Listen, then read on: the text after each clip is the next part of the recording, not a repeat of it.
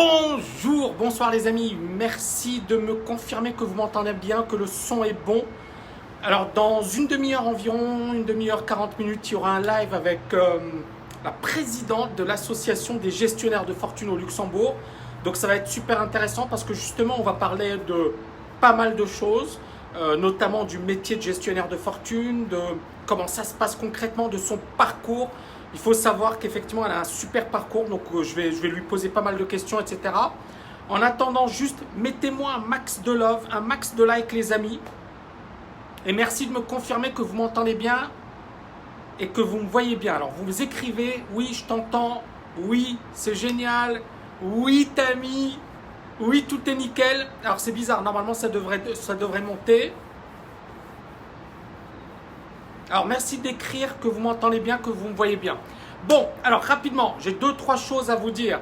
Donc, tout d'abord, vous avez vu effectivement la forte baisse des crypto-monnaies. C'est hyper intéressant. Là, on a un beau rebond. On est habitué. La tendance, pour le moment, elle est toujours vendeuse. On a moi, je pense, le niveau des 10 000 qui va former une grosse résistance. Et il va falloir effectivement noter ce que finalement le Bitcoin et les crypto-monnaies vont faire dans les prochains jours. Mais ce qui est intéressant avec ce qui s'est passé, c'est tout simplement que c'est fascinant, d'accord? On a vu la cupidité, on a vu la psychologie humaine, on a vu ce comportement moutonnier, on a vu des gens qui n'avaient rien à voir avec les marchés financiers, qui au mois de décembre se sont mis à investir. Et puis, moi, à un certain moment, je voyais des choses qui commençaient à me paraître aberrantes, comme par exemple des petits jeunes qui étaient des webmarketeurs. Les gars, ils n'ont rien à voir avec le trading, rien à voir avec la spéculation. Et ces gens-là, du jour au lendemain, ils ont dit ok, on va créer une formation sur le Bitcoin, comment devenir millionnaire avec le Bitcoin, comment devenir millionnaire avec les crypto-monnaies. Et ce qui s'est passé, c'est que quand ils ont annoncé ça, c'était juste avant finalement le crack. Le CME, c'était au mois de décembre, on a eu l'introduction du Bitcoin sur le Chicago Mercantile Exchange au mois de décembre 2017. Et dès que le Bitcoin a été introduit, ce qui est incroyable, c'est que ça n'a pas arrêté de baisser. Baisser. Vous avez vu le ciel, il est magnifique. Vous avez... Réagissez les amis, réagissez. Vous êtes endormis ou quoi? Je vois pas de message. Dites-moi oui. Allez-y. Donc, les crypto-monnaies pour 2018, ça va être fascinant. Pourquoi ça va être fascinant? Parce que, bien évidemment, ça peut totalement disparaître, comme ça peut exploser. En fait, il y a plusieurs enjeux. Il y a tout d'abord les États, comment ils vont réagir. On a déjà vu Macron, on a déjà vu effectivement au plus haut niveau de l'État des gens dire il va falloir légiférer tout ça. On a vu Facebook récemment dire j'arrête la publicité. Alors ça peut vous paraître anodin. Et vous pouvez vous dire, ouais, mais pourquoi Facebook? Parce que justement, je ne sais pas si vous avez noté un peu ce qui se passait récemment sur Facebook, mais on a été aspergé et inondé de publicité sur les crypto-monnaies, de publicité sur le Bitcoin, par des courtiers logés dans des paradis fiscaux et compagnie. Et ces courtiers se sont gavés. Nabila et compagnie, c'est eux qui financent tout ça. Donc, ils ont vraiment joué un max sur la bulle. Et Facebook a dit il y a eu tellement de scams, il y a eu tellement d'arnaques qu'on va arrêter toutes les publicités sur les crypto-monnaies. Est-ce que Facebook perd de l'argent? Bien évidemment, mais ils savent que c'était malsain. Et c'est la raison pour laquelle ils ont dit on arrête. Et ce qui me dérange avec finalement les cryptos, c'est que beaucoup de gens vont dire c'est anti-système. Les cryptos, c'est anti-système. Le Bitcoin, ouais, c'est bien... On va envoyer balader les banquiers. Et en fait, ces gens-là sont naïfs. Les gens qui disent ça sont naïfs. Pourquoi? Moi, j'ai été récemment au Blockchain Summit à Dubaï. Et Blockchain Summit, il y avait beaucoup de ICO, beaucoup de personnes travaillant dans le domaine des crypto-monnaies. Et je ne vais pas vous dire que j'étais étonné. Non, je n'étais pas du tout étonné. Mais en fait, la grande majorité, c'était des banquiers. Travaillant pour Deutsche Bank, travaillant pour des banques américaines, travaillant pour des banques françaises, des grosses banques, des gros calibres. Des gars, c'était des gros calibres. Et ces gars-là, ils voyaient qu'il y avait de l'argent. Là, pas du gain, ils voyaient qu'il y avait de l'argent dans les crypto-monnaies. Et il y a un gars, et là, c'est une histoire vraie, le gars, il est brésilien, Le gars, il parle plusieurs langues. D'ailleurs, il a bossé en Suisse. Il était banquier privé en Suisse. Et il s'est installé à Dubaï parce qu'il voulait développer un business entre l'Amérique latine, c'est-à-dire qu'il voulait que finalement devenir l'intermédiaire entre l'Amérique latine et Dubaï. D'accord? Pourquoi? Parce que Dubaï, bon, ça dessert quand même une grosse partie. On n'est pas loin de l'Inde, du GCC, donc c'est un gros marché. Et il s'est dit, ok, moi je veux être l'intermédiaire. C'est un super projet. Et puis, lorsque je l'ai croisé au Blockchain Summit, il m'a dit, mais tu sais quoi? Je vais mettre de côté ce business et je vais créer quelque chose sur les crypto-monnaies. C'était juste avant le crack, encore une fois. Et quand je l'ai rencontré, ça devait être, voilà, le Bitcoin devait valoir quelque chose comme 16 000. Et il m'a dit, je vais miser gros. Et je lui ai dit, tu es sûr? Je lui ai dit, parce que ce qui s'est passé, c'est malsain. On a eu une hausse de fou. Et le gars, il m'a dit, non, non, je vais miser. Et donc, le gars, il est brillant. Il parle plusieurs langues. Je vous dis, français, il parlait couramment. C'est un Brésilien. Les Brésiliens, c'est pas leur truc, le français. Super diplômé, le gars, super intelligent. Et il achète au pire moment. C'était pas un neuneu. Il achetait au pire moment. Quand ça valait 15 000, 16 000. Et aujourd'hui, il doit avoir mal. Il doit souffrir. Hein, parce qu'effectivement, vous avez vu ce qui s'est passé. On a touché les 6 000. Les 6 000.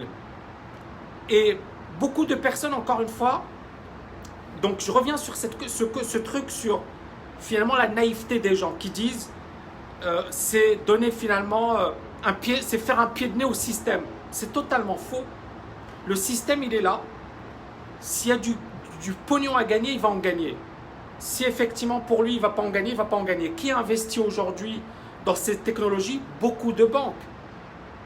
Beaucoup de capital risqueurs. Ils sont à fond dessus. Maintenant, pour l'imaginaire, c'est bien de se faire passer pour un rebelle. De dire, je suis un rebelle, je suis anti-système, c'est contre les méchants banquiers. Ouais, mais les méchants banquiers, ils sont toujours là. Ce n'est pas les crypto-monnaies qui vont les chasser. Vous voyez, est-ce que vous me comprenez? Arrêtez d'être naïf. C'est le monde du business. Quand il y a une opportunité, les gens, ils y vont. Et le monde du business, c'est le monde qui appartient aux plus rapides, aux plus innovants, et à ceux qui sont prêts à prendre du risque, et à ceux qui ont les capitaux.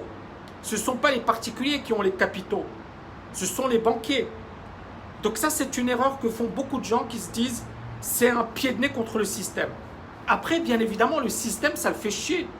Parce que si le Bitcoin ou les autres monnaies concurrencent les monnaies fiat, à un certain moment, il y aura un souci. Ce qui fait que la Chine a interdit, ce qui fait que l'Inde envisage d'interdire, ce qui fait qu'en Europe, vous avez vu Bruno Le Maire, le ministre de l'économie, qui a dit qu'on va se pencher dessus.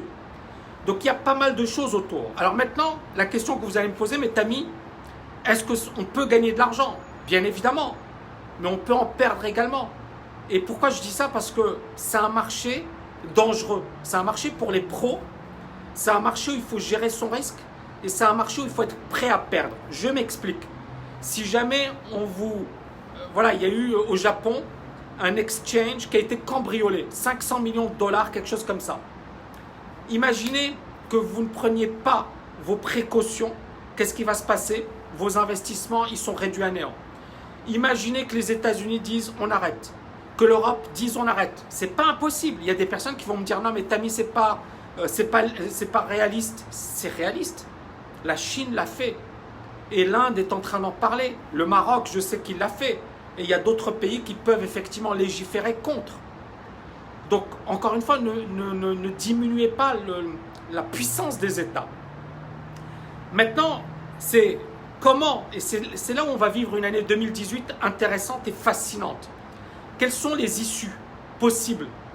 Première issue, les États ne font rien, ça se passe super bien et ça explose. C'est pas impossible.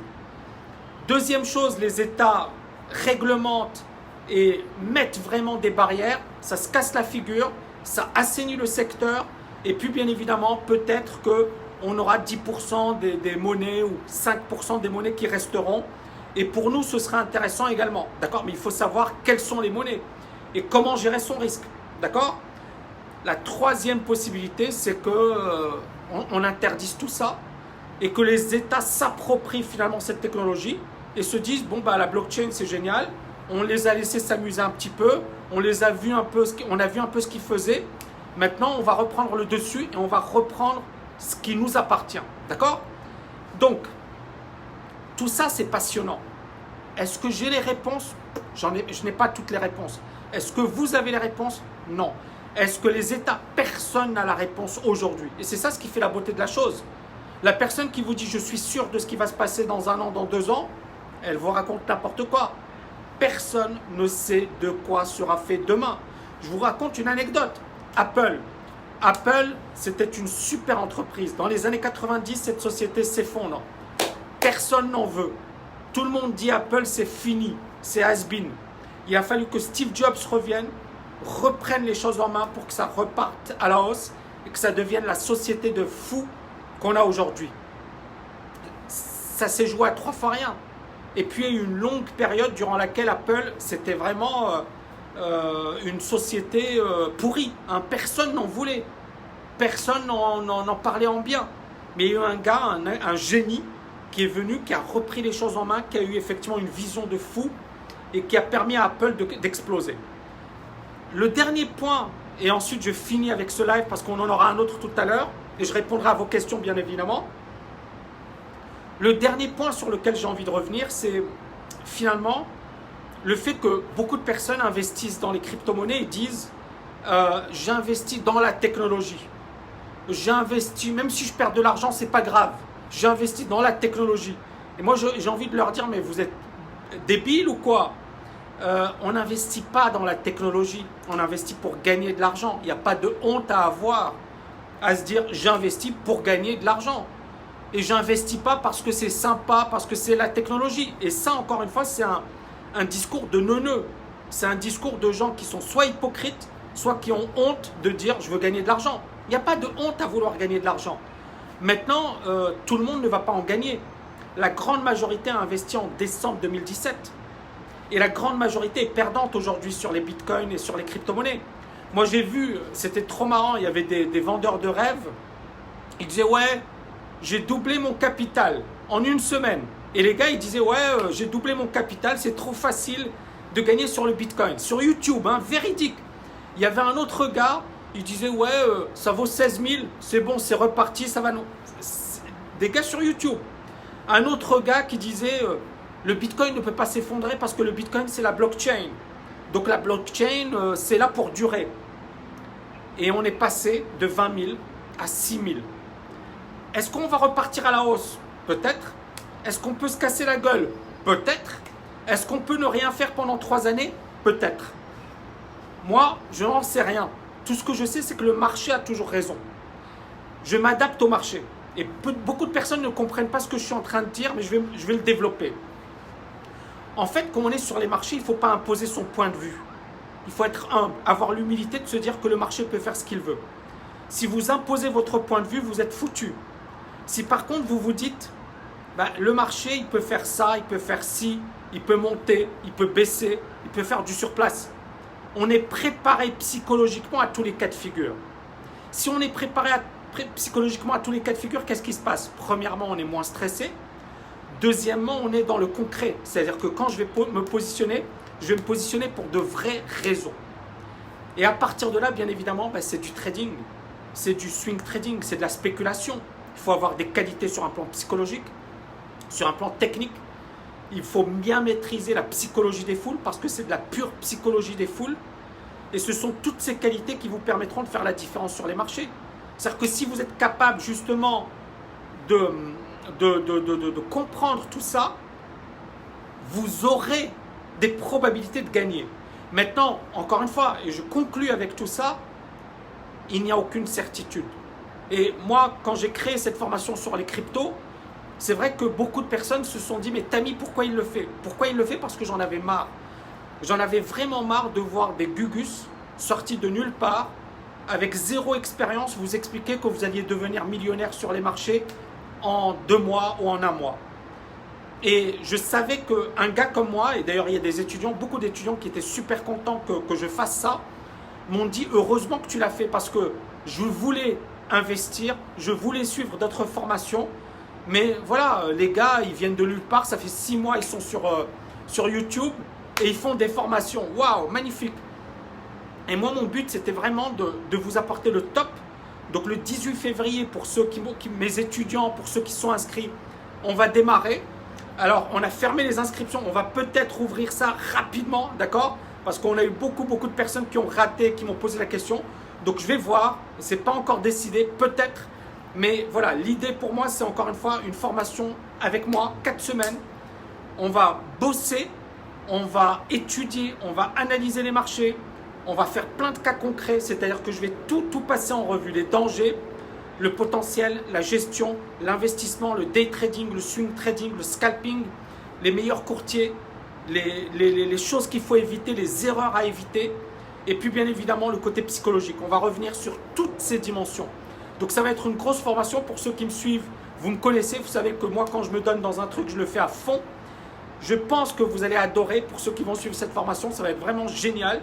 Vous pourrez me poser toutes vos questions. On va faire beaucoup de coaching. On va avoir beaucoup de concret, beaucoup de choses solides. Donc ça va être génial les amis. Voilà, c'est tout ce que j'avais à dire. Dans pas longtemps, je fais un live. Alors dans pas longtemps, dans 10 minutes, 10-15 minutes normalement, je fais un live avec une gestionnaire de fortune, la présidente de l'association des gestionnaires de fortune du Luxembourg. Donc ça va être intéressant de lui poser des questions sur son métier, sur pourquoi finalement elle fait de la gestion de fortune, qu'est-ce qu'elle peut vous apporter, etc. etc. J'ai aucune affiliation, etc.